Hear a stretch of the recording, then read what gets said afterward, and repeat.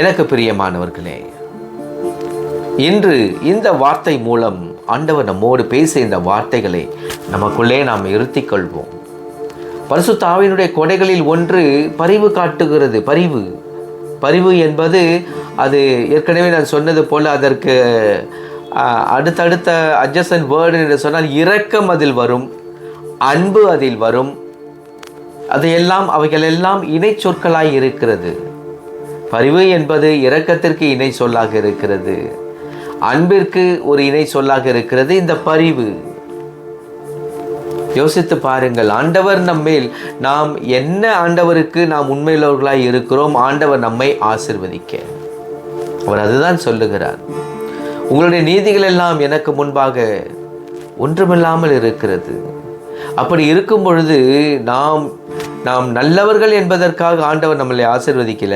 அவர் நம்ம மேல் கொண்ட பரிவினாலே, இரக்கத்தினாலே அவர் நம்மை ஆசீர்வதிக்கிறார். ஆக அவர் நம்ம மேல் பரிவு காட்டுவது போல நாமும் என்ன செய்யணுமா? மற்றவர்கள் மேல் நாம் பரிவு காட்ட வேண்டும். எனக்கு பிரியமானவர்களே, ஆண்டவராக இயேசு கிறிஸ்துவின் பெயரால் இந்த மாலை வேளையிலே உங்களை சந்திப்பதில் நான் பெருத்த மகிழ்ச்சி அடைகிறேன். எப்படி இருக்கீங்க? நல்லா இருக்கீங்களா? ஆண்டவருக்குள்ள சந்தோஷமாக இருக்கீங்களா? ஆண்டவரோடு ஜெபத்தில் உறவாடுகிற பிள்ளைகளாய் மாறிட்டீங்களா? விடாதீங்க, ஜெபத்தை விடாதீங்க, விவிலிய வாசிப்பை விடாதீங்க.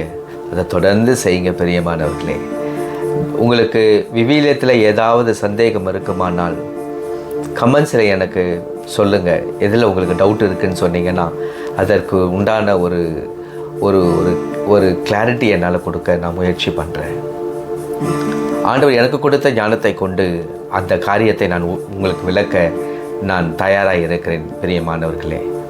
ஆகவே உங்களுடைய தேவைகள், ஜெப தேவைகள் இருந்தால் எனக்கு தெரியப்படுத்துங்க. என்னுடைய வாட்ஸ்அப் நம்பர் வேணால் நோட் பண்ணிக்கோங்க. 9841829253. திரும்பவும் சொல்லுகிறேன், 9841829253. இந்த நம்பருக்கு நீங்கள் வாட்ஸ்அப்பில் என்னை காண்டாக்ட் பண்ணுங்கள். இல்லை உங்களுக்கு ஏதாவது ஜெப குறிப்புகள், தேவைகள், கஷ்டங்கள், கவுன்சிலிங் வேணும்னா கூட நீங்கள் எனக்கு தெரியப்படுத்துங்க. அதற்கு உங்களுக்காக நான் ஜெபிக்கிறேன். ஆண்டவர் கொடுக்குற வார்த்தைகளை நான் சொல்ல சித்தமாக இருக்கிறேன். எனக்கு பிரியமானவர்களே, சரி, இன்று ஆண்டவர் நம்மோடு பேச இருக்கிற ஒரு வார்த்தை என்னவென்று சொன்னால், பரிசுத்த ஆவியினுடைய கொடைகளில் கடைசியாய் ஒன்பதாவதாய் நாம் பார்க்க போகிறது தன்னடக்கம்.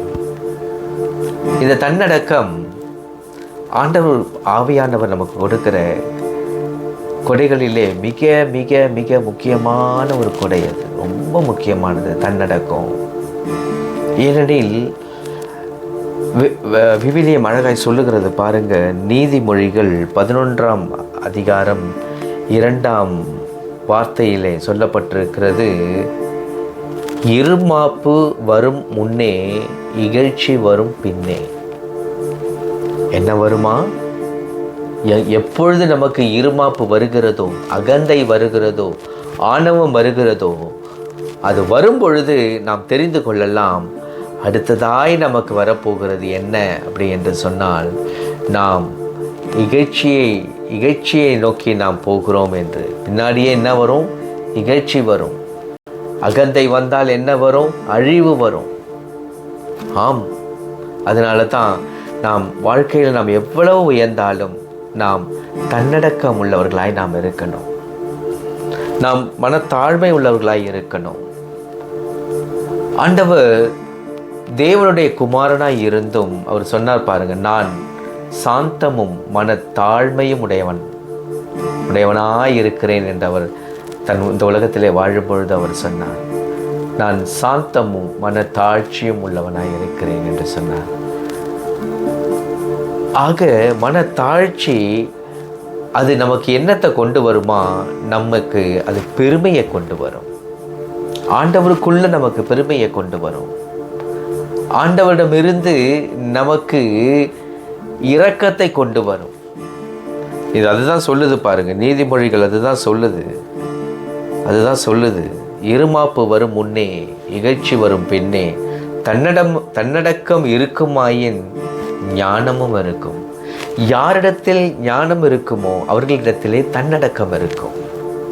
இதிலிருந்தே தெரிந்து கொள்ளலாம். இந்த சில பேர் பார்த்தீங்க, இந்த புது பணக்காரர்கள் சொல்லுவாங்க, பார்த்துருக்கீங்களா? நிறைய பேர் பார்த்துருக்கேன் நான். ஆமாம், உண்மையிலே சொல்லணுன்னா நல்ல பணக்காரங்க வந்து பார்த்திங்கன்னா ரொம்ப சிம்பிளாக இருப்பாங்க. அவங்களுடைய காரியங்கள் எல்லாம் பார்த்தீங்கன்னா ரொம்ப தாழ்மையாக இருக்கும். டாட்டா மிகப்பெரிய செல்வந்தர். அவர் தன்னுடைய வருமானத்திலே 75% அவர் ஏழைகளுக்கும் அனாதை பிள்ளைகளுக்கும் மற்ற சோஷியல் காரியங்களுக்காக இன்றளவும் அவர்கள் பயன்படுத்தி கொண்டிருக்கிறார்கள். அதுதான் உண்மை. ஆனால் உலகிலே மிக சிறந்த பணக்காரர்கள் என்று சொல்லுகிற அதானியும் அம்பானியும் கூட பார்த்திங்கன்னா அவங்களுக்கு இந்த மாதிரி ஒரு ஜென்ரஸ் எல்லாம் கிடையாது. அவங்க தலையில் கால்லேருந்து ஃபுல்லாக பார்த்திங்கன்னா செல்வம், காரு, அது எல்லாமே லக்ஸரி. கையில் கட்டுற வாட்ச் ஒரு 5 கோடி. இதிலெல்லாம் ஒன்றும் பெருமை இல்லைங்க. பெருமை இல்லைங்க. ஒருவன் எவ்வளவுதான் உலகை தன்னதாக்கி கொண்டாலும் தன் ஆன்மாவை எழுந்து போனால் அவனுக்கு லாபம் என்ன?